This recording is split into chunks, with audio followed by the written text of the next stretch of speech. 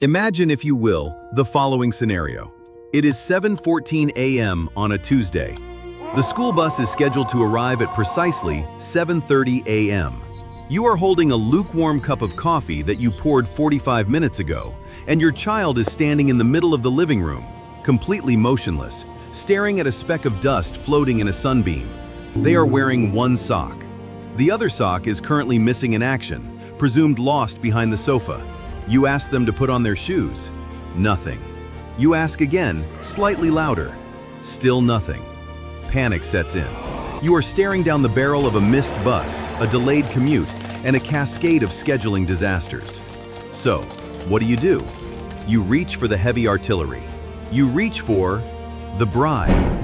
If you put your shoes on right now, you say, your voice cracking with desperation, I will give you a handful of fruit snacks. Suddenly, the child moves with the speed and agility of an Olympic sprinter. The shoes are found. The shoes are on. The door is open. You have survived. If this sounds familiar, you are not alone, and you are certainly not failing. Many parents rely on rewards as a way to guide behavior. Let's be honest, on the surface, the approach feels logical. We are rational adults. We go to work, and we get a paycheck. It makes perfect sense to apply this to our kids. When a child completes a task, follows instructions, or behaves in a way that aligns with expectations, offering a reward appears to reinforce that behavior. It's a clean, efficient system that creates a clear connection between action and outcome that can be easily understood and repeated. You do the thing, you get the stuff. Simple, beautiful, effective. And make no mistake, in everyday situations, this can be highly effective in the short term. Children respond quickly to incentives. Their brains absolutely light up when you offer them something they want, especially when the reward is immediate, visible, and consistent. When you are simply trying to survive a frantic morning, this tactic makes it easier to establish routines, encourage cooperation, and reduce resistance in moments where efficiency matters. We are talking about the critical battlegrounds of modern parenting: getting ready for school, completing homework, or managing transitions. In these moments, the reward system is your best friend. But as with all quick fixes, there is a catch, and it's a sneaky one. Over time, the repeated use of rewards can begin to influence not just behavior, but motivation itself. This is where the plot thickens. The child's internal software starts getting rewritten. The child's focus begins shifting from the activity to the outcome. At first, you don't even notice it. They are still putting their shoes on. They are still doing their math worksheets. But inside their heads, the question gradually changes from, what am I doing? To, what do I get for doing this? While this shift may not be obvious at first, it can alter how children engage with tasks in subtle but significant ways. Let's look at the real tragedy of this shift. This is particularly relevant in situations where the activity has inherent value, such as learning, creativity, or helping others. These are the things we want our kids to do just because they are wonderful things to do. We want them to love painting, or reading, or sharing their toys. But when rewards become the primary driver, the internal satisfaction associated with these activities can become secondary, suddenly leading children to rely more heavily on external incentives to initiate or sustain effort. Let me paint you a picture, pun absolutely intended. Imagine a child who initially enjoys drawing. They sit at the kitchen table with a box of crayons, happily scribbling away, lost in their own imagination. But then, a well-meaning adult steps in. They want to encourage this. So, they start giving the kid a shiny star sticker every time they finish a drawing. The kid loves the stickers. They draw more. They get more stickers. It's a boom economy. But then, the child may begin to associate drawing with earning a reward. They aren't drawing a dinosaur because dinosaurs are awesome anymore. They are drawing a dinosaur to secure capital. And over time, if the reward is removed, their interest in drawing may decrease. If you run out of stickers, the crayons stay in the box. And this is the wildest part. This happens not because the activity itself has changed, but because the motivational structure around it has shifted. The joy of art has been replaced by the pursuit of payment, making the absence of a reward feel like a loss rather than a neutral state.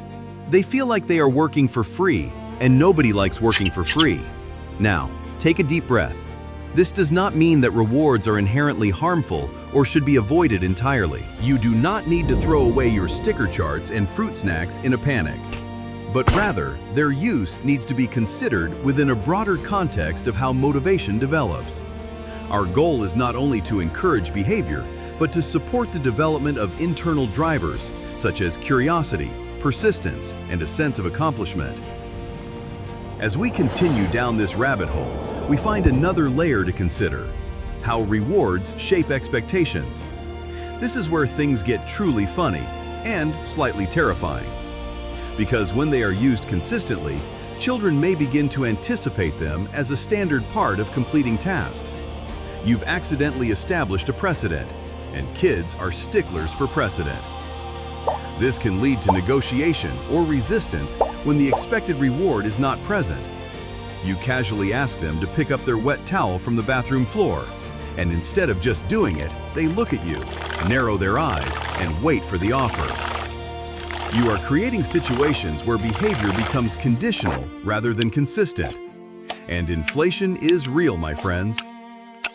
This can sometimes place parents in a position where they feel the need to increase or vary rewards to maintain effectiveness. One cookie used to buy you a clean bedroom. Now, it costs an entire sleeve of cookies and an hour of tablet time. This can complicate the dynamic further, as the focus shifts from the behavior itself to the structure of the reward system. You are no longer parenting, you are managing a complex, highly volatile foreign exchange market. It ends up making it more difficult to sustain over time. It's also crucial to understand that not all currencies are created equal. There is also a distinction between different types of rewards. Tangible rewards such as toys, treats, or screen time can have a stronger immediate impact. They are the espresso shots of parenting. They hit hard and fast. But social rewards, such as acknowledgement, encouragement, and shared experiences, tend to support longer-term engagement. Why? Because they are more closely tied to the relationship rather than the transaction. Kids are brilliant little sociologists. Children are sensitive to this difference, even if they cannot articulate it directly. They know the difference between being bought off and being genuinely seen. When rewards feel transactional, the interaction can become more about exchange than connection. Can become more about exchange than connection. But thank you for helping today. Acknowledgement is I integrated appreciate into it. the relationship. You're welcome, Daddy. It reinforces It makes me both so the happy behavior when we and work the bond together. between Me parent too. and child. Great. A high five, a hug, or a genuine "I am so proud of how hard you worked on that" feeds their soul, not just their sweet tooth. Hey there, narrator stepping in for a quick break. If you've been listening for several minutes, thanks for sticking around. And you're enjoying this deep dive into the hilarious and chaotic psychology of raising tiny humans. This is a great time to hit that subscribe button on our YouTube channel. We post deep dive narrations just like this one, packed with research, reality checks, and a lot of humor every single week. Subscribing helps us keep making these videos, and it ensures you never miss a trick to help you survive Tuesday mornings. All right, let's get back into the climax of our behavioral saga. So, here we are at the climax of the story. The system is breaking down. The kids are demanding larger payouts, the budget is stretched thin, and the true consequences are starting to show. Over time, the way rewards are used can influence how children approach effort and challenge. This is the scary part. When the emphasis is placed on the outcome, children may become more focused on achieving the reward than on engaging with the process. They become obsessed with the destination and completely ignore the journey. If the goal is just to get the sticker, why would they ever choose to do a puzzle that is actually hard? This mindset can reduce their willingness to take on tasks that are more difficult, uncertain, or less immediately rewarding. They become risk-averse little calculating machines. If a math problem looks tough, they check the payout structure. If the reward isn't guaranteed, they simply fold their arms and refuse to play. In contrast, let's look at a healthier alternative. When the process itself is recognized, such as effort, problem-solving, or persistence, children are more likely to develop a mindset that values growth and learning. When you praise a child for trying really hard, rather than just getting the right answer, you are giving them armor. This supports their ability to handle setbacks and continue working toward longer-term goals. And let's face it, they are going to need that armor.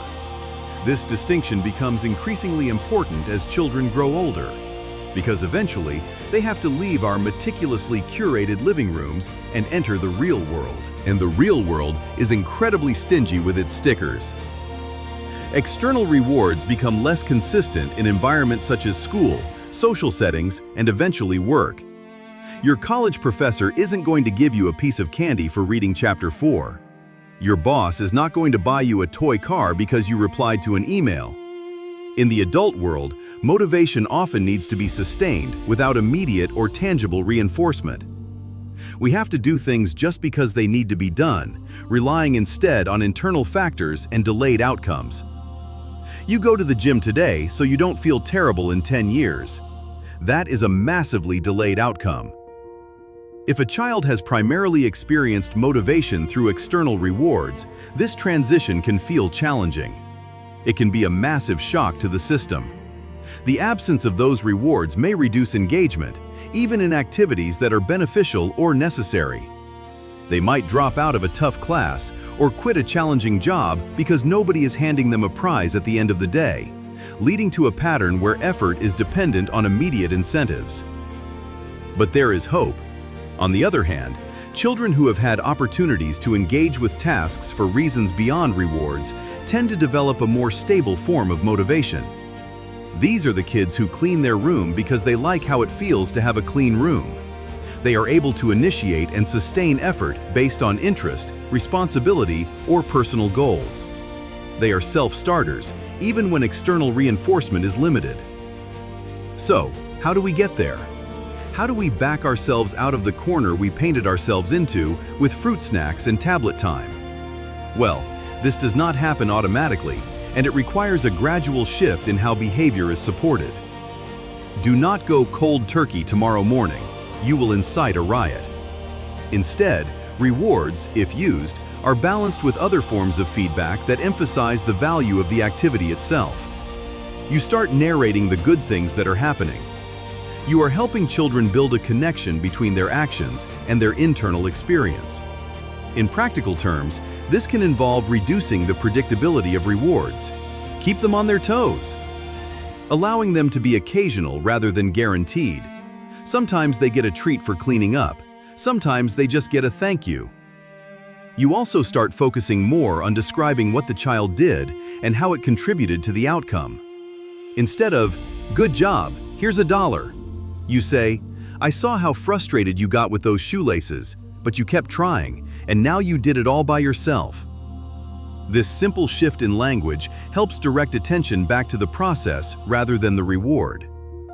It may also involve creating opportunities for children to experience the natural outcomes of their actions. Let the world do some of the teaching. If they build a really cool Lego tower, let them sit back and admire it. Let them feel that pride, where the satisfaction of completing a task, solving a problem, or contributing to a shared goal becomes reinforcing in its own right. This is the slow, quiet work of gradually building intrinsic motivation. I know what you are thinking. This sounds exhausting, and you are right. Parents often find this approach less immediately efficient. It takes way more words, way more patience, and way more deep breathing than just handing over a piece of chocolate. It may not produce the same quick behavioral changes as a clear reward system. Yet over time, it tends to create more sustainable patterns. You are playing the long game. You are building a system where behavior is less dependent on external prompts and more aligned with internal understanding.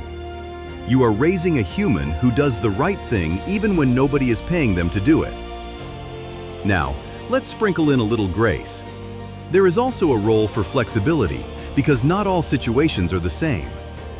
We are not asking for perfection. If you are stuck on a 4-hour flight with a screaming toddler, by all means, use the tablet. There are times where external rewards can be useful. They are incredibly handy, particularly when introducing new routines or supporting tasks that are temporarily difficult or uninteresting. Potty training is the classic example. Nobody learns to use the toilet because of intrinsic motivation. They learn it because you promised them an M&M. And that is perfectly fine, as long as they are not the sole method of motivation. This whole journey requires a healthy dose of perspective. Humor can help in recognizing how easily reward systems can expand beyond their original intent. We have all been there. What begins as a simple incentive can sometimes evolve into a negotiation process. Before you know it, the child becomes surprisingly skilled at identifying opportunities for additional rewards. You realize you have accidentally raised a tiny, sticky defense attorney.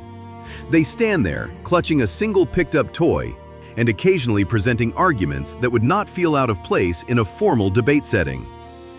If I put the red blocks in the bin, but leave the blue blocks, does that entitle me to half a cartoon? Or must I fulfill the entire contract for full compensation? When this happens, try not to lose your mind. Take a breath and remember, in those moments, the issue is not that the child is being difficult, but that they are responding logically to the system that has been established. They are just playing the game you taught them. By adjusting that system can help bring the focus back to the behavior rather than the exchange. So, what is the ultimate takeaway from all this? Ultimately, the goal is not to eliminate rewards, but to use them in a way that supports a broader developmental process. We are trying to raise fully functioning adults here. A process where children learn not only what to do, but why they are doing it. We want them to see how their actions matter and how it connects to their own sense of effort, interest, and responsibility. It takes time, it takes patience, and it takes a lot of trial and error. But when this balance is achieved, behavior becomes more consistent across different contexts because it is supported by both external guidance and internal motivation. You end up with a child who can navigate the world, allowing children to engage with tasks in a way that is both effective in the short term and sustainable over the long term. And that, my friends, is the greatest reward of all. And that's a wrap on today's Behavioral Deep Dive. Thank you so much for hanging out, listening, and hopefully laughing a little bit at the sheer absurdity and beauty of guiding the next generation. If you found this script helpful, or if you just felt deeply seen by the story of the lost sock and the fruit snacks, please make sure to subscribe to the YouTube channel right now. Hit the like button, leave a comment, telling us the funniest thing your kid has ever tried to negotiate with you, and turn on those notifications so you never miss a new video. Until next time, stay patient, stay humorous, and we'll see you in the next one.